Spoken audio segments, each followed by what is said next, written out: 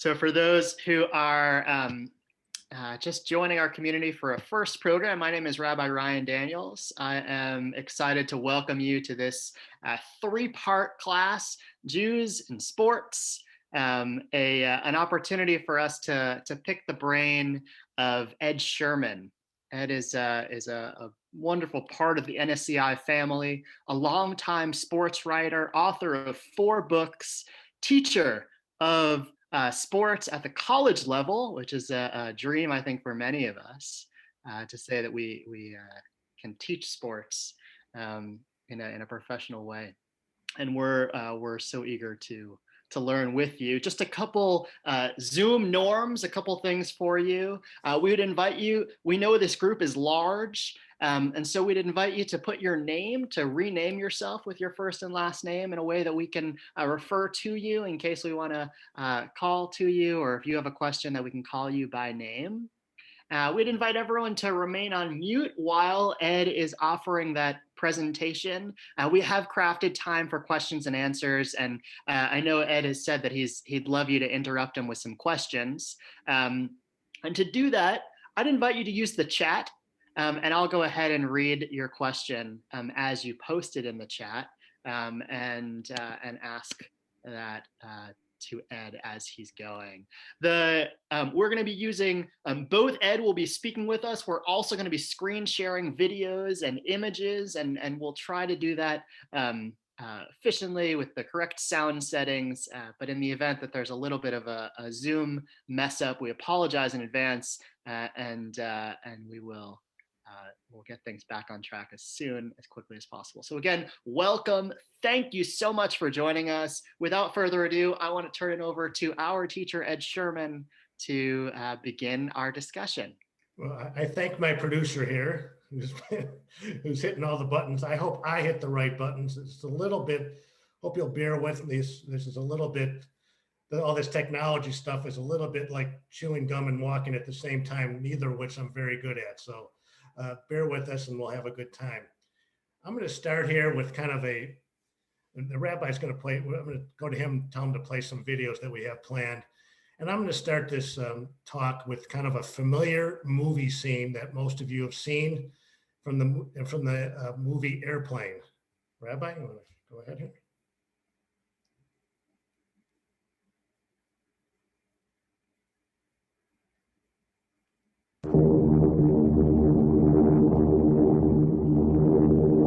Good evening, ladies and gentlemen. This is Captain Over speaking. We'll be cruising at 36,000 feet this evening.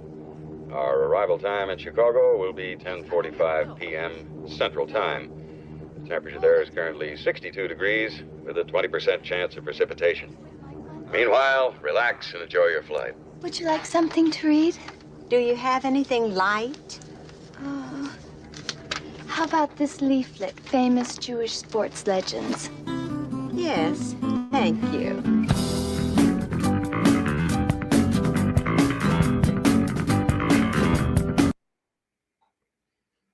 Are we back? Right? Everyone's seen that clip. If you haven't, I'm sure most people. And that kind of like, right? Very funny. Jews in sports seems to be an oxymoron. Jews are good at being accountants and doctors and lawyers. Playing shortstop, not so much. We'll chalk up that as another stereotype about Jews. The reality is Jews can play sports, and in fact, many excel in sports, and a few, the chosen, are among the best athletes, coaches, and executives in sports history. As I said, with the help of Rabbi Daniels, this 3-part series will endeavor to tell some of the terrific stories of Jews in sports, and we will revel in the tales of greatness, and hopefully we'll be inspired by stories of Jewish athletes overcoming great adversity and even tragedy. So here's the lineup. This is going to go 3 consecutive Tuesdays. This is the first one. Part 1 is going to discuss some of the great achievements of Jews in sports, and primarily talking about Sandy Koufax and his decision not to pitch on Yom Kippur and how it still resonates more than 55 years later. And later in this program tonight, we're going to have a special interview with the president and general manager of the Texas Rangers. His name is John Daniels. If you can figure out the connection, put it in the chat box. And I think you'll really enjoy this talk that we had with John Daniels and his brother, whoever that may be. Part 2 will examine anti-Semitism for Jews in sports and how a Detroit slugger named Hank Greenberg helped Eastern European immigrant Jews assimilate in the United States. And part 3, I think a really emotional one that's going to be, I think it's going to be terrific, but in advance of the Olympics, hopefully being held this summer in Tokyo, we're going to examine Israel in the Olympics. And of course, we're going to discuss the tragic events of Munich and show how, has always been the case, Israel has persevered to write much happier chapters in its Olympics history.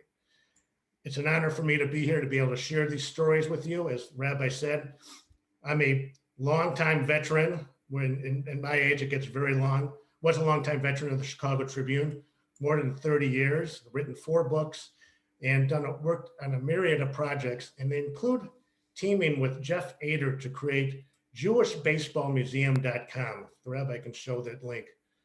This is a comprehensive site that literally lists all things about Jews and baseball.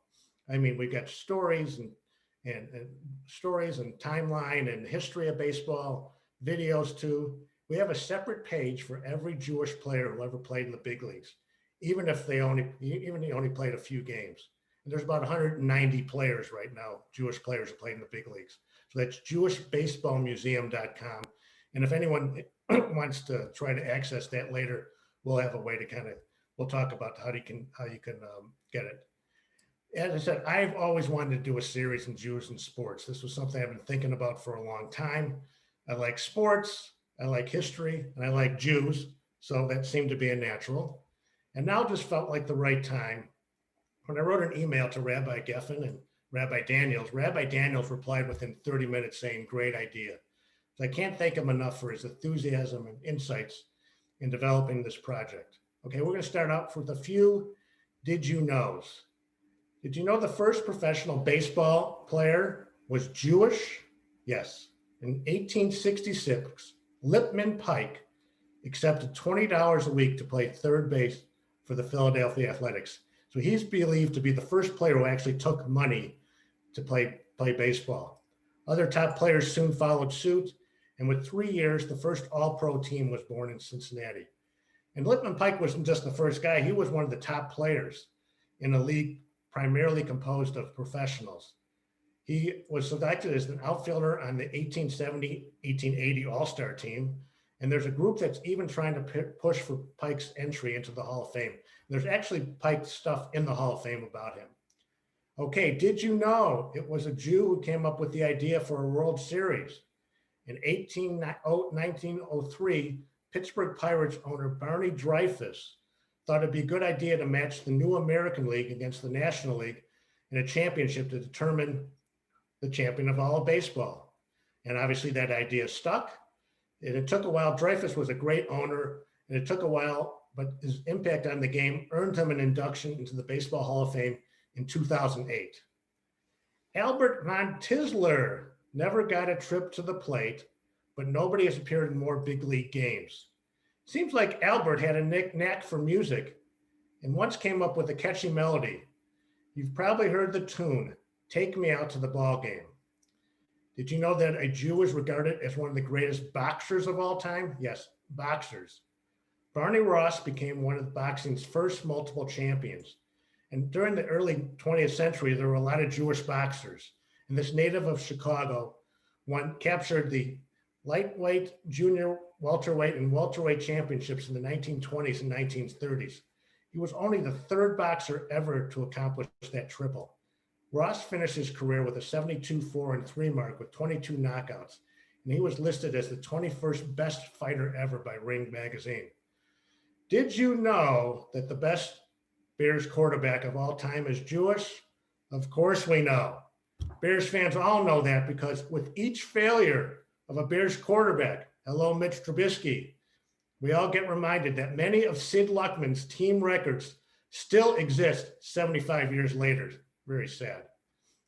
And we could talk all day about the great Jews in sports. A few more here. Swimmer Mark Spitz is arguably on the Mount Rushmore for greatest Olympians of all time after winning 7 golds in the 1972 Olympics. And we'll talk more about Mark in part 3. At the 1924 Summer Games, Harold Abrams of England won the 100 meters, beating all the American favorites, becoming the first Jewish athlete to win a gold medal. And you might be familiar with his story. It was the basis of the movie Chariots of Fire. Dolph Schayes was one of the first NBA superstars, and Israeli Denis Avdija, I think I got that right, could follow in his footsteps. He was selected this year by Washington as the 9th pick in this year's NBA draft. Sue Bird is regarded as one of the best players in WNBA history. And of course, coaches, Red Auerbach, maybe the greatest coach of all time, this side of Phil Jackson, Red Holzman, and Marv Levy all made their marks as Hall of Fame coaches. How about a Jewish golfer? Daniel Berger recently won at Pebble Beach for his 4th career victory. The most impactful broadcaster of all time? Of course, that would be none other than Howard Cosell, otherwise known as Howard, originally named Howard Cohn. And do you believe in miracles? Yes, Al Michaels is Jewish. Michaels is the narrator for this recent film highlighting Jews in sports. And as you will see, the film opens up talking about stereotypes about Jews in sports. The video, please. Number 3.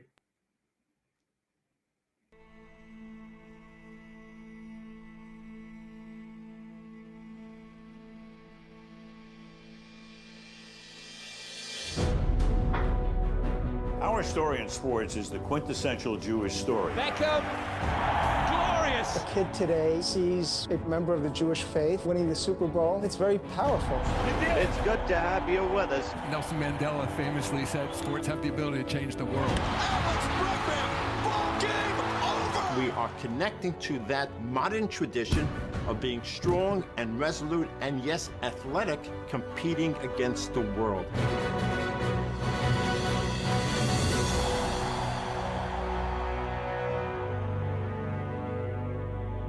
In the beginning, we respected the strongest among us, Samson, Gideon, David.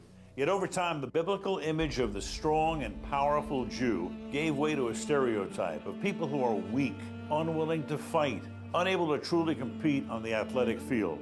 This belief that Jews don't do sports exists, even today, sometimes humorously reinforced by Jews themselves in movies, television, and in pop culture. This is ridiculous. Jews can't play basketball. But where did it come from? How did this stereotype begin?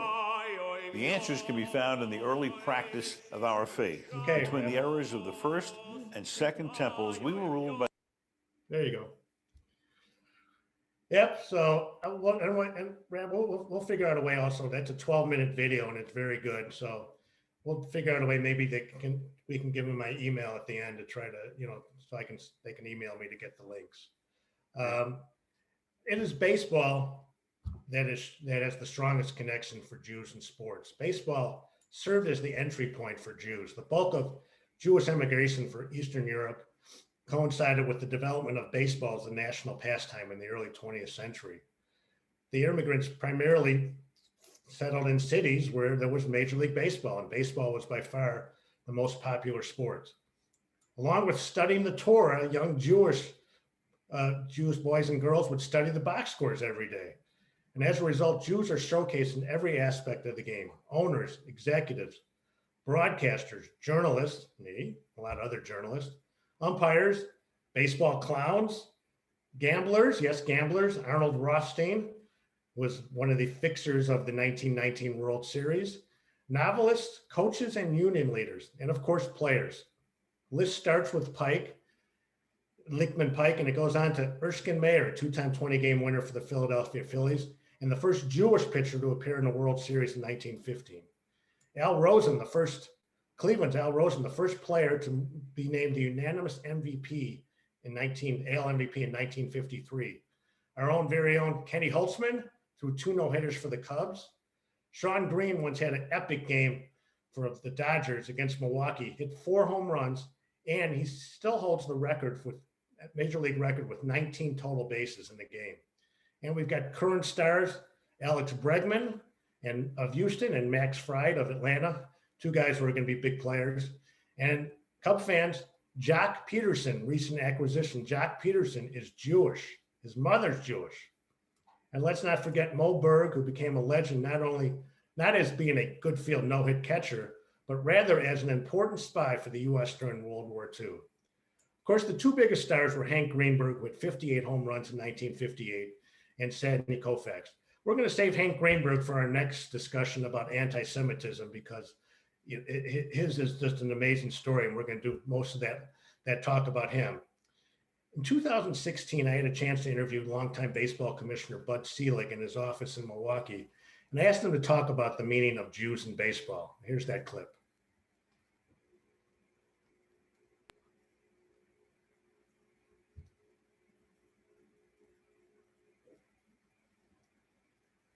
My friend Bart Giamatti used to tell me over and over that baseball was a metaphor for life. And baseball is a metaphor for life in a myriad of ways. And so when you look at Jews in America in the 20th century, and then into the 21st century, obviously, or even back into the 19th century, the evolution in baseball was very similar to the evolution in this country. I mean, so Bart was right again. It's a metaphor for life. And so after a while, you really didn't think that much about it. It was just good. It was there. And as I said, Al Rosen went on to greatness. And then, of course, you had the 60s where the great Koufax, as I still call him, had 7 or 8 years, the likes of which, were unbelievable. I mean, the best I've ever seen. And the only thing I kid Sandy about this, but the only thing I would say to you, the only thing about Sandy and an American Jewish life in the 60s, every Jewish mother was trying to figure out how their daughter could meet Sandy Koufax. Well, it didn't work out that way, but at least it was, and he didn't pitch on Yom Kippur, which was heroic on his part. Here they are in the World Series, and you don't know how many times you're going to get to the World Series, but he did it, and it's one of those lasting memories that people don't forget. And certainly in the Jewish communities all over the country, they didn't forget. That was heroic.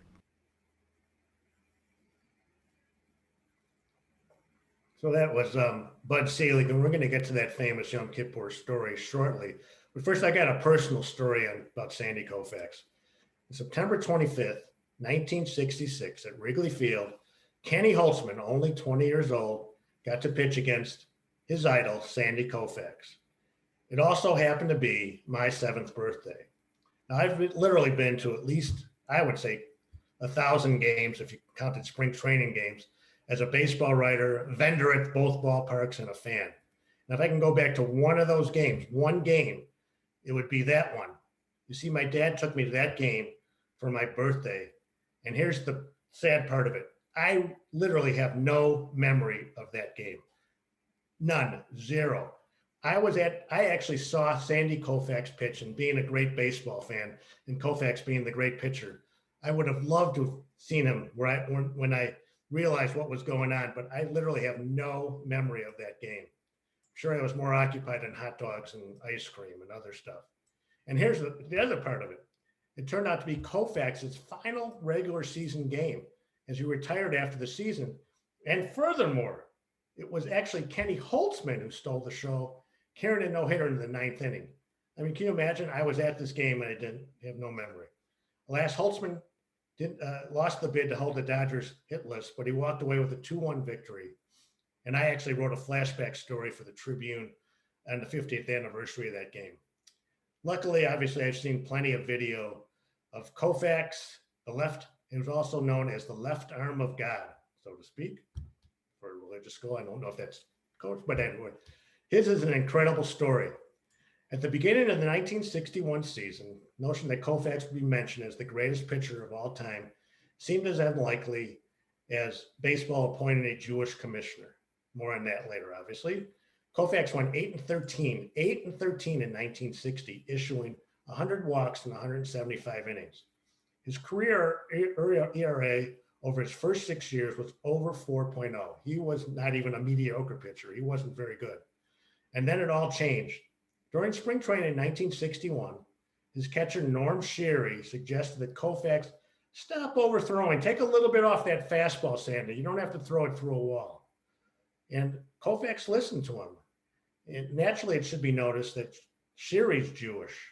And of course, it took a Jew like Sherry to figure it all out because the suggestion worked. And suddenly, Koufax found his control.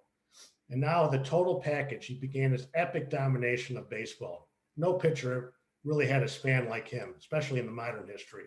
In 6 seasons, from 1961 to 66, he won 3 Cy Young Awards, an NL MVP, pitched 4 no-hitters, including a perfect game against the Cubs, and he also led the Dodgers to 2 World Series titles. After facing Koufax in the 1963 World Series, Hall of Famer Yogi Berra famously said, "I can understand how he won 25 games. I don't understand how he lost 5. And Willie Stargell, another Hall of Famer, said, trying to hit against Koufax was, quote, like eating soup with a fork. Little wonder why Koufax is considered by many to be the best pitcher of all time. Of course, there's another factor in Koufax's legacy. We all know about it. He provided an iconic moment for the ages when he opted to skip Game 1 of the 1965 World Series. He was supposed to be the starter to observe Yom Kippur. Of course, that story is featured prominently in the movie Jews and Baseball, A Love Story. And the familiar voice you're about to hear is the narrator, Dustin Hoffman. So I'm going to let them tell you the story here, and you'll hear a little bit about Sandy about this. Game 1 of the 1965 World Series, the Los Angeles Dodgers versus the Minnesota Twins, fell on Yom Kippur, the holiest day of the Jewish year. Koufax had been scheduled to pitch the opening game. This is now the World Series. There's a lot at stake. There were several days, and I was around then, covering the World Series, covering the Dodgers. Would he pitch? Wouldn't he pitch? Would he pitch? Wouldn't he pitch? This was tremendous drama. I had taken Yom Kippur off for 10 years and Rosh Hashanah for 10 years before that. It's just something I'd always done as respect. But I could always do something about it. There was always a game the day before, so I'd move up and pitch on 2 days rest, so I wouldn't miss a start at the end of the season. But this day, there was no game the day before. And he says, I'm going to choose to honor my religion. I'm going to choose not to play baseball on the most important day in my people's religious calendar. Amazing, enormous, makes a huge difference. Even though Jewish people were assimilated at this point, probably pretty comfortable in the United States, I think it gave us a new burst of energy. I think it was part of that period of time when people started paying more attention to what it meant to be Jewish. I think Sandy Koufax was a big part of that. All of a sudden, in a very short time, Sandy Koufax is transformed to a national figure. And of course, anybody of my age group, if you ask them what was the seminal event, and they're honest, they'll tell you, Sandy Koufax not playing in the World Series on Yom Kippur.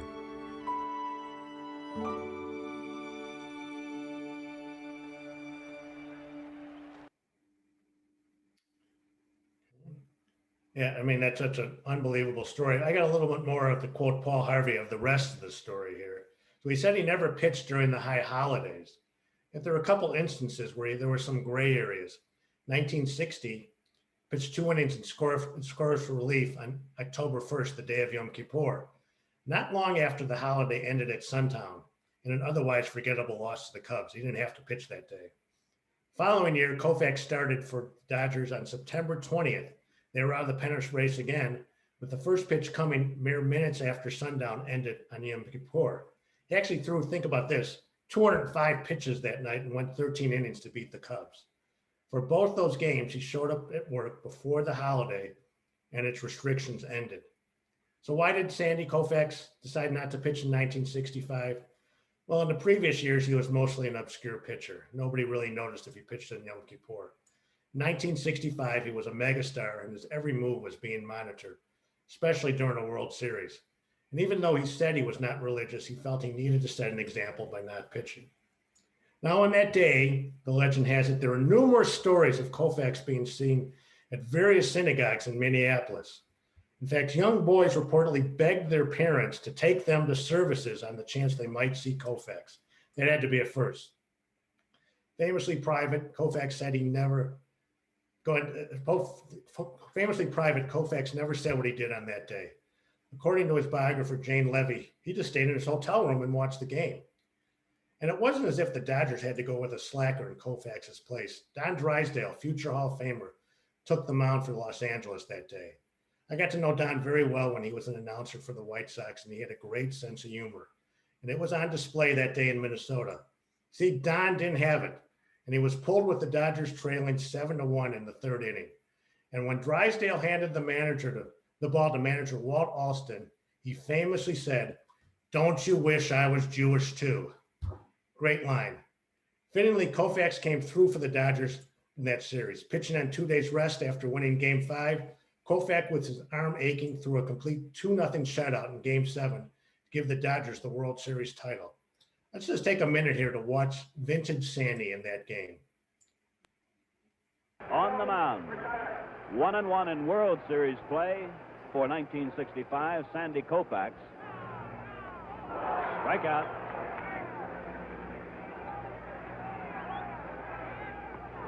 Strikeout. Struck him out. Strikeout number 3 for Koufax. Strike 3. The mid-innings. 5 strikeouts for Koufax. Runner going. Strikeout for Koufax. His 6th.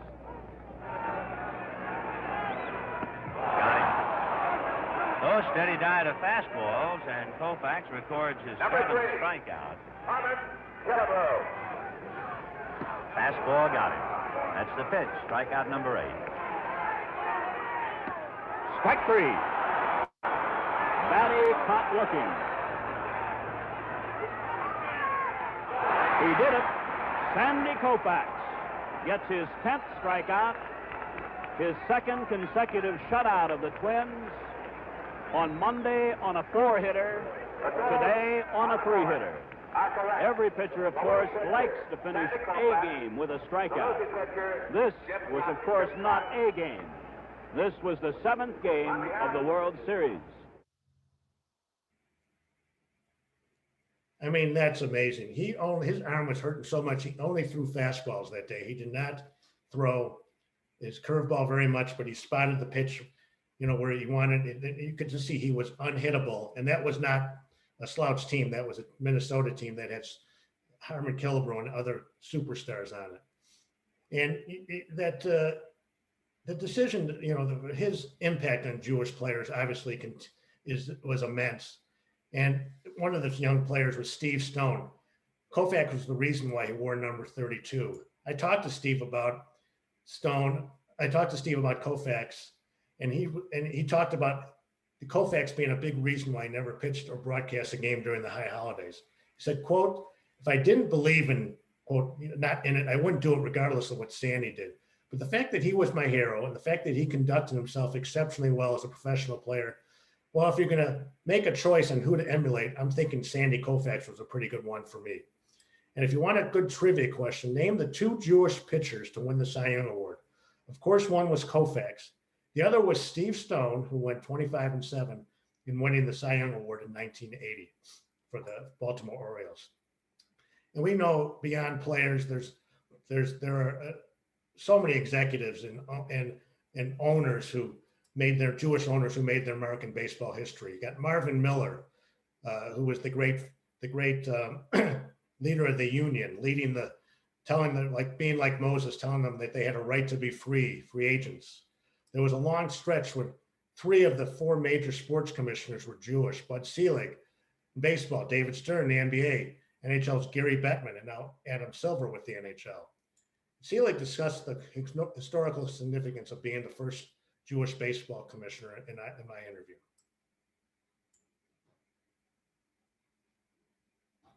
Number 7.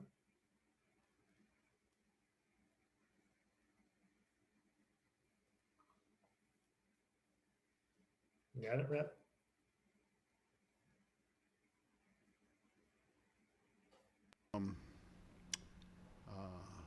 Evolved to a point where And it turns out it was true from April 15th, 1947 on with Jackie Robinson.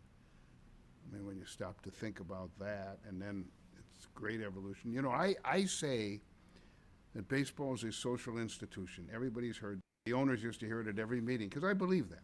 Baseball is clearly, by any definition, a social institution. And so the progress that we've seen, and is it perfect? No, but life is not perfect, and society certainly isn't perfect. But what we've seen is really encouraging, and so what maybe and not maybe wouldn't have happened in 1935 or 1940 or even 1945 happened, and that's a great compliment to baseball and American society, and in every way. So, and it's not just now, it's not just executives. I mean, now there's a ton of several Jewish general managers and team presidents. Obviously, Theo Epstein with the Cubs brought the Cubs to the promised land, and Jed Hoyer, his successor, is also Jewish. Last year, Andrew Friedman did the same for the Dodgers. And there's several others, including the president of baseball operations for the Texas Rangers, John Daniels. John was only 28 years and 41 days old in 2005 when he became the second general manager in Major League history. He put together a Rangers team that won back-to-back American League pennants in 2010, 2011. He was named the Executive of the Year in 2010. And if John's last name sounds familiar to NSCI folks, well, it should. John is the brother of Rabbi Ryan Daniels. And it seemed only fitting that in this talk about Jews and sports, we should talk about John and talk to John. And so a few weeks ago, Rabbi Daniels and I did a Zoom call with him, and here it is.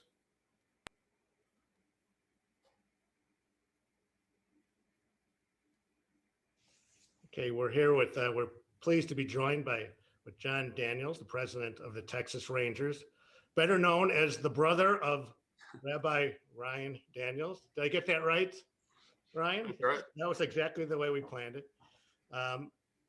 John, I have to tell you, this is a true story. I first met your brother a couple of years ago in the lobby of a hotel in Atlanta. I was in a civil rights trip, and we were talking maybe 5 minutes, and somehow the conversation turned to baseball. I don't know why we talked to baseball, like the minute I meet him. Maybe it's because I can't speak about anything else. And I said to your brother, I said, do you like baseball?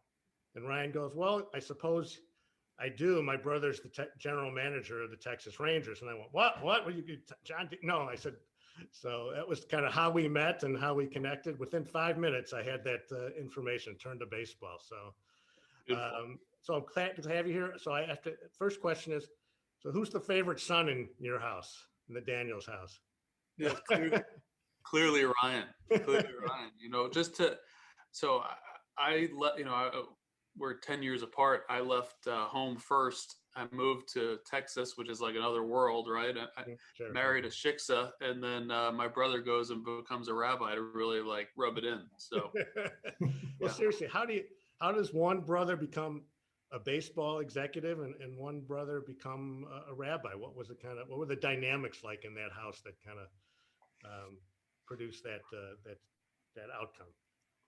I mean, I think the real positive twist on it, I think the truth is that we both kind of pursued our passions, right? And our parents were like real supportive. I mean, my dad, I had to actually, he wasn't totally supportive. I had to lie to him about how much I was making in my job when I first got it, because he told me not to take it if it wasn't a certain amount. But they've always been like super supportive of what we wanted to do. And, you know, I was a sports nerd growing up, and Ryan was, you know, locked into every sort of youth activity and community activity through the temple and the congregation. And we both kept going.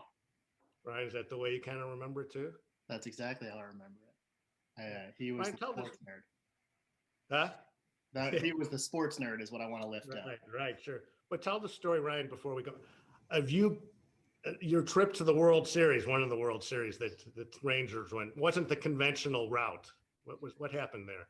Yeah, I was the first ever. I was told at the time in 2010 that I was the first ever rabbinical student to have to take a leave of absence from rabbinical school 1 week in Israel to leave Jerusalem to go fly to Dallas for the World Series in 2010. It was a great family trip. And I had to sign all these official papers and officially step out of school for the series. John, I think everyone's fascinated. You were the youngest general manager, 28 years old. I'm sure you held that over Theo Epstein all the time here in Chicago. But what was your path? I mean, it's such a lightning quick path to getting, that job. Yeah, really, people talk about right place, right time, and there's certainly a good amount of that. But I think maybe more so it's around the right people. I had an opportunity to do an internship in Colorado. I didn't go right into it after school. I worked for a company in Boston for about 1.5 years, which was great because I met my future wife there. And then I had a friend who was involved in the game, AJ Preller, who was a college roommate of mine. AJ's now the GM of the Padres. We worked together here for a long time. And kind of through him, I realized it was possible to even go into this. And so I pursued it, got an internship with the Rockies, quit my job, moved out there. That led to an interview with the Rangers for an entry-level position. And at the time, the Rangers were a little bit in flux. There was some different things going on in the organization. And John Hart, who was a longtime GM, kind of one of the patriarchs of the American League for a long time, great success with Cleveland, and went on to Atlanta after here and led that rebuild. And John took a real interest in me. He, at 25 years old, I think I was, and John, I remember he walked into my office one day and said, "Have you ever negotiated a major league contract, a multi-year deal?" For we were talking about Michael Young at the time, and I said, "No, John, I've only worked for you. You know I haven't." And he said, "Well, do you think you can do it?" I said, "Yeah, I mean, I think so." He goes, "All right, well, here are the parameters and go get it done." And that's kind of how I learned. And so, John was great about giving me opportunity, following up, kind of pushing me, putting me into some really uncomfortable situations.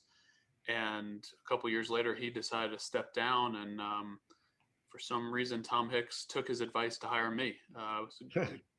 Green as could be. I remember he offered me the job on the interview, and I said to Tom, I feel like I owe you. I work for you. I owe you this advice. Like, you should interview somebody else. And he said, "No." I said, "You're who we want." And definitely some early stumbling, tripping over ourselves, some early mistakes, but we figured it out and had some success. Yeah, had some success. I don't know if you can answer this question, but it's intrigued me of late. There are a number of Jewish general managers / presidents now in baseball. I'm almost wondering if you guys have a minion, like during the winter meetings when they go on. Is there any reason? I don't know exact number, but it's significant. Andrew Friedman and yourself and others. Is there any reason that you can think of why there's so many at this time? I don't know. It is an interesting question because there are others. Rick Hahn with the White Sox and Mike Chernoff and others, but yeah, I'd be really speculating and kind of going down some sociological type hypothesis. I haven't been to a minion at the winter meetings, but there are years where Hanukkah falls over the winter meetings, and there are groups of agents and club officials that have gotten together in the hotel lobby to celebrate. But it is a great question. I'm not totally sure why. Jews take pride in the success of other Jews, especially in sports. Do you, when you've been successful, you've gone to World Series, do you hear from your fellow Jews, "Hey, this is great, we're very proud of you"? What kind of response do you get from the Jewish community? There has been some, and I will admit, and Ryan will say, like, I'm probably at this point in my life more culturally connected to Judaism than I am religiously. mixed faith marriage, and our kids kind of celebrate a little bit everything, whatever's the most fun that that week. But I'm definitely connected really through Ryan, through my parents, through my family, and hear from, to your point, as things happen or in the news, I will hear from, different either Jewish kind of community leaders or, people around the game. And it's an easy icebreaker too, right? It's always, something that we have in common. And so whether it's talking to Rick Hahn or maybe a lead in there to a conversation or to somebody that I don't know at all, it definitely does come up. Great. Hey, just to close here, I want to ask a brother's question. Ryan, what can you learn from what John does? And then I'll ask John the same question. What can you learn from seeing what he does and the success that he's had? And I'll ask John the same question. I'm a rabbi, so it takes me a little too long to give a simple answer, and I've got a three-part answer for you here. The first, just to piggyback on what John just shared, that I remember when I was first interviewing actually for this position at NSCI, the people around the table asked me, "What do you do when we know that someone marries someone who's not Jewish?" And the question came as if it was watching a TV show, or this was a phenomena that I wouldn't have any experience with. And I said, listen, that's what my family looks like. We are multi-religions, multi-faith. We are diverse, and our diversity is our strength, right? And so I think that I look to John as real Jew, right? He is a real person. I'm not necessarily in all that I do, just being a rabbi. And I think that what I admire most about John is how Jewish he is in his work. First, he's never been given anything, right? Judaism, we value work, right? We value striving for goals and reaching our goals. And I think that John's been the intern, and he's worked his way up through every aspect of the organization to where he sits now at the head of the organization. And I think that that's incredibly admirable for any position, but certainly to look up to my older brother. And I also think back to a couple Thanksgivings ago, right? I remember, John, we were sitting as a family. We had some family dialogue around when you first hired Josh Hamilton. We had some family conversation when you hired Bush. These were baseball players who the industry would have given up on, who others might have said, no, they've got too many problems in their past. And we made this Jewish decision that each person is valuable, each person is worthy, whether you have a relationship that's toxic with alcohol and drugs or not. And John has offered people the opportunity for teshuva, for return, for repentance, for redemption. And I think that's an ultimate gesture of Jewish values, and how he lives his professional career. And as little brother, I look to that as an awesome model. John, I don't know if you can follow that up. It's pretty, but what do you kind of draw from your brother? Yeah, and so I think a couple of things. One, I've always really admired what you just saw there, how comfortable he is in the moment, spontaneous and thoughtful at the same time, and it's not BS. There's some real clarity and meaning behind his words, and he really believes in it. And I've always, it's how he is, whether it's leading a service or just in a casual conversation, he's able to do the same. But I think from I think about some of the character traits that I really admire in Ryan, and one of the big ones is his patience. He deals with people that are either celebrating a great life milestone, or grieving, or and everything in between, real life, and they're coming to him for counsel, and he has unbelievable patience, empathy, and compassion, which I try to have, but I'm well below that level. So it's a reminder to me that it's obviously very, very different, the different relationship with the people that I work with, but especially in this past year when what we've dealt with COVID and salary reductions, and people working from home with kids running around in the background. It was I found myself kind of going there a lot, and the things I think Ryan has to, that he just naturally does exemplify to his congregants and others on a regular basis. Hopefully I did an okay job at it. Yeah, I'll attest that your brother's a great guy and a great rabbi. He's very much beloved at our synagogue. And John, I really appreciate you being on it with us. I think it was great content. I think people will find it very interesting. And as a White Sox fan, I just say, please go easy on my guys, and look forward to seeing you sometime soon. Thanks. Thanks for having me. I think it's the opposite right about now, but thank you for having me. We back?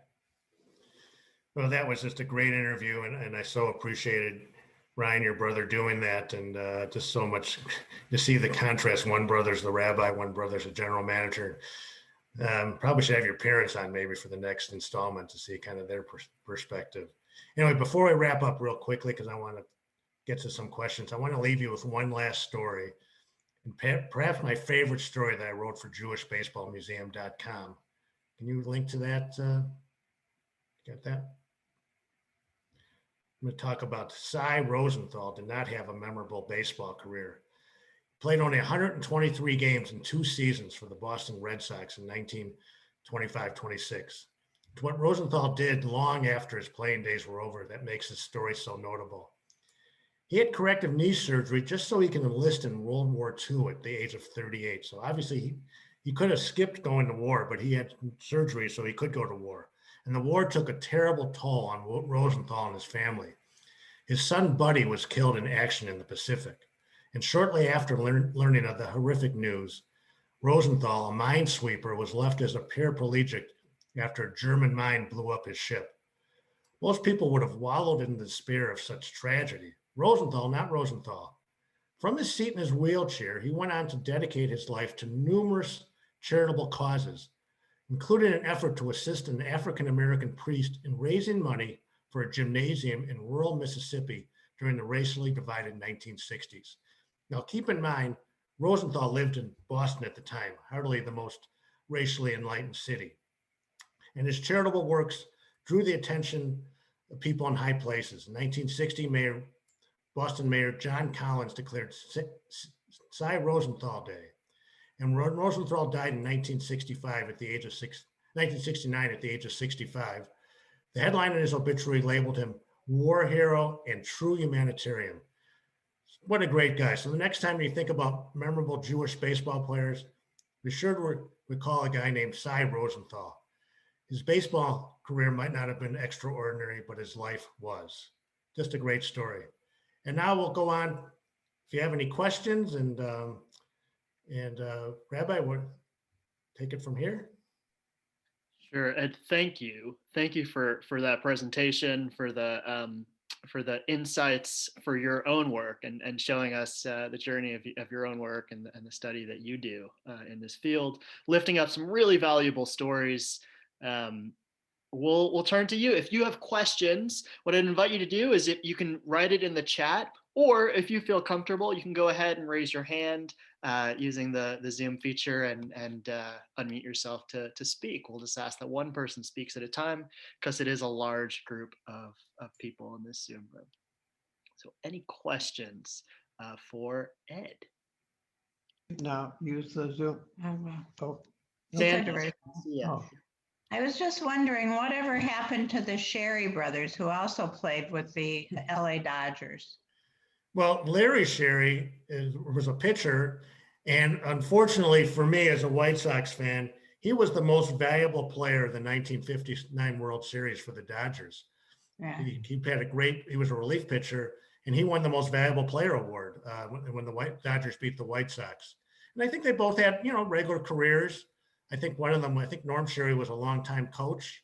But Larry Sherry, distinction of being I probably should know this, but I think he was the first Jewish MVP of a World Series, probably, and obviously Koufax was the next. I lived in Los Angeles during Koufax's time and the Sherry brothers, so yeah, it was very exciting. I see a hand there. Ron Davis, yeah, Ron.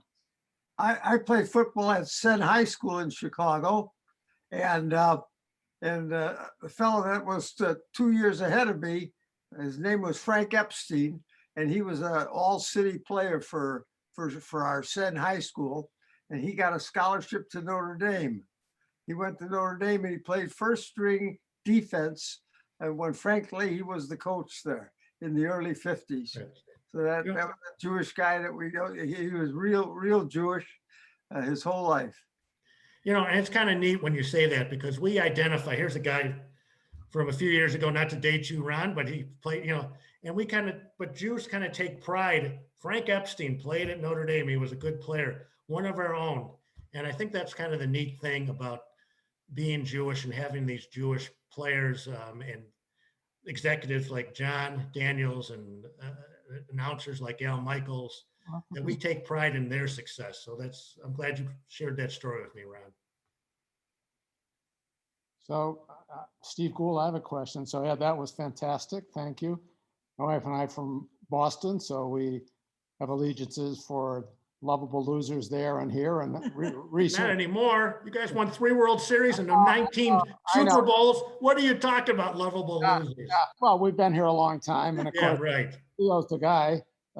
I have my own theory about why we have all these young, smart Jewish guys in baseball. So you talk about the general managers and the players.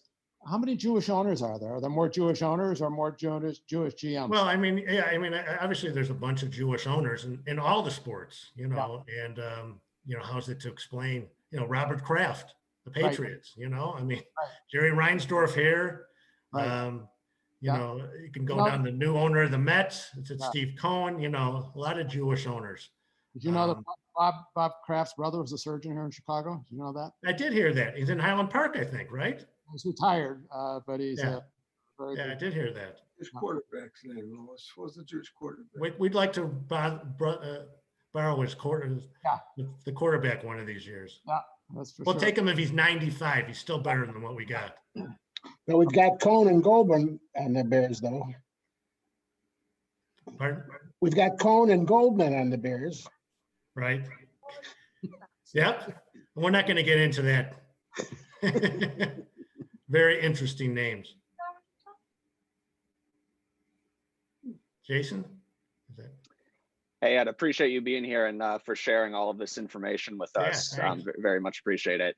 Obviously, you've done your fair share of work on Jewish baseball players who reach the MLB level.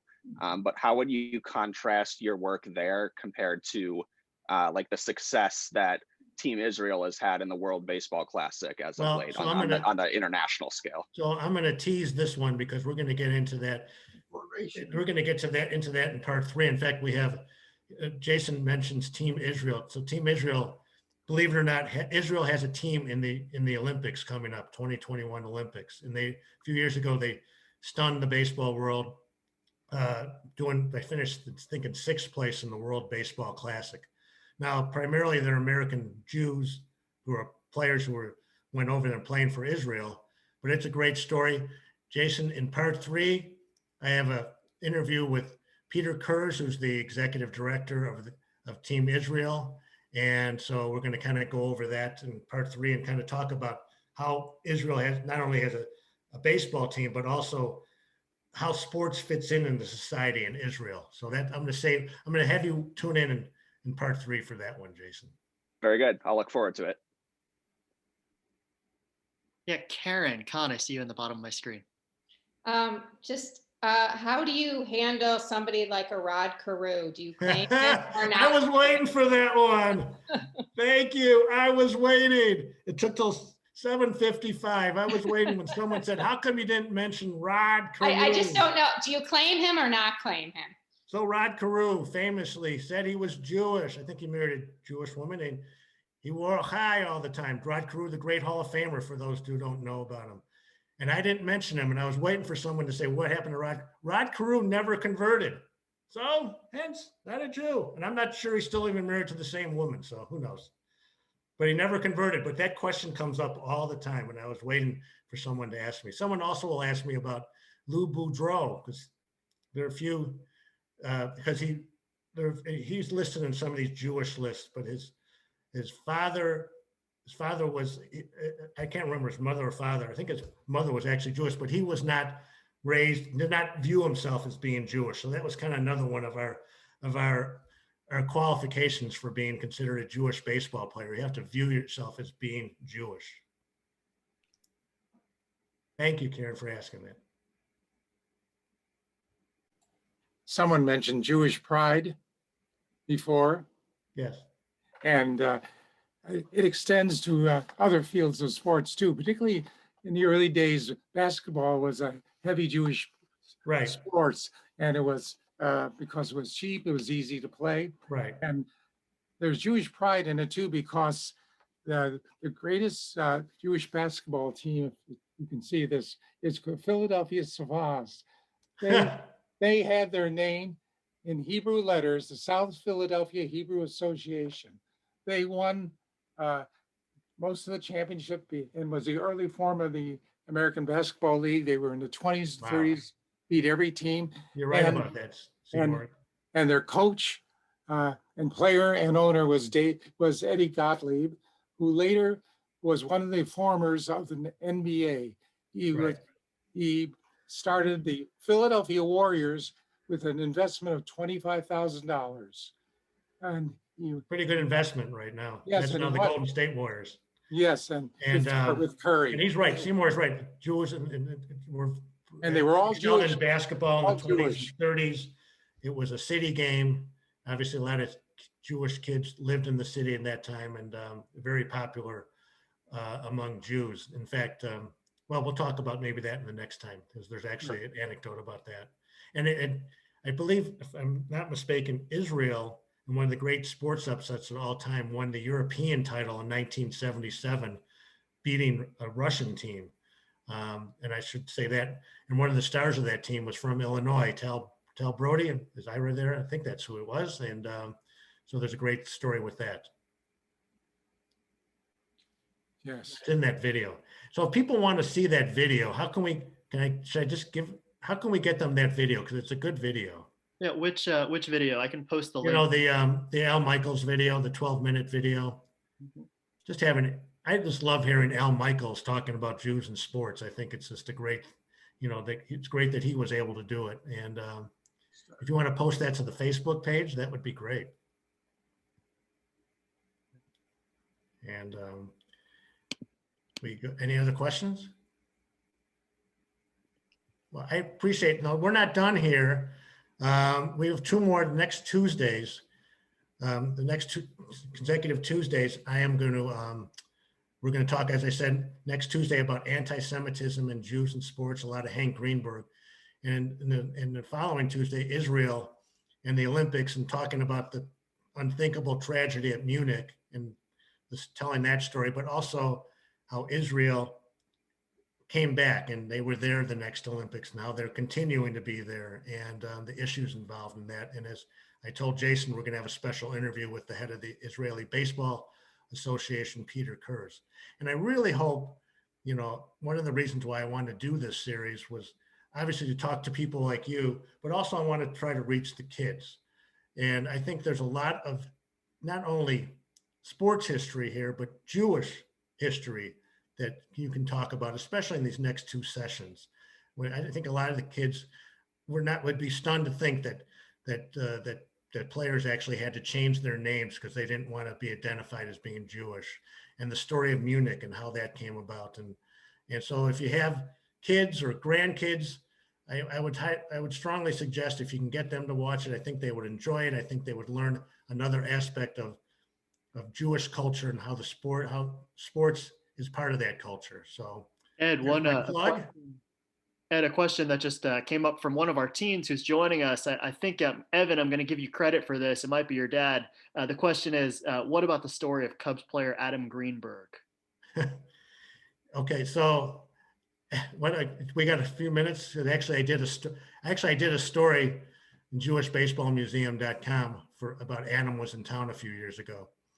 So for those of you who don't know, this is one of the great, just incredible stories in baseball history. And I don't even know how you even can explain it. Adam Greenberg was a Jewish player, played in the Cubs organization. think of 2005, I think something like that, 2006. He gets called up, gets his call to be in the big leagues. And he's playing Florida, and he walks to the plate the first time. I think it was the first pitch, I'm not sure. First pitch, hit in the head. Hit him in the head. Boom. Knocked out. And he suffered a concussion. They have to carry him off the field. It was just a terrible thing. And Adam missed the rest of that season. So next season, he goes back. He plays a few more years of minor league baseball, but never regained what he had. The injury really took it out of him. So this guy was looking at the idea of maybe seeing only one pitch in baseball, and only pitch, and hit him in the head. And so a few years later, in 2012, I think there was a campaign for him to get another at bat. And eventually Florida, the team that hit him, gave him that opportunity. And who did, I'm blanking out on he faced the knuckleball, played the Mets, a knuckleball pitcher. It was a Cy Young Award winner. If someone has that name, Jason, I know my friend Jonathan, R.A. Dickey. So not only does he goes from getting hit in the head to his first at bat, his first regular at bat in Major League history. It's going to be against a knuckleball pitcher who I think was on his way to the Cy Young Award. Knuckleball is one of the toughest pitchers to hit. And of course, he struck out, but at least he got that second at bat. And that story is also on Jewish. If you go to jewishbaseballmuseum.com and try to do a search for Adam Greenberg, you'll see that story. Just a great guy. I got a chance to meet him a few years ago. Really positive, and I don't know what he's doing now, but that's just a great story. Thanks for asking. Should say R.A. Dickey, of course, the Texas Ranger. I think he won the Cy Young, though, with the Mets. So I think your brother wishes he won the Cy Young with the Rangers. Maybe one of those early mistakes he was talking about. Listen, it's now 8:00. We advertised this to be an hour long. We're going to get back together in 1 week. I want to thank you all again for joining us, for having this sports talk, for engaging in this conversand. To Ed, thank you. Thank you. Looking forward to continuing. You've been great. Again, my producer and my hand holder and whatever. Thank you to Ryan. He's been so supportive, and I'm really thrilled that I got a chance to do this. And I hope people will come back the next 2 Tuesdays, because I think there's some great stories in there that people really want to hear. Thank you.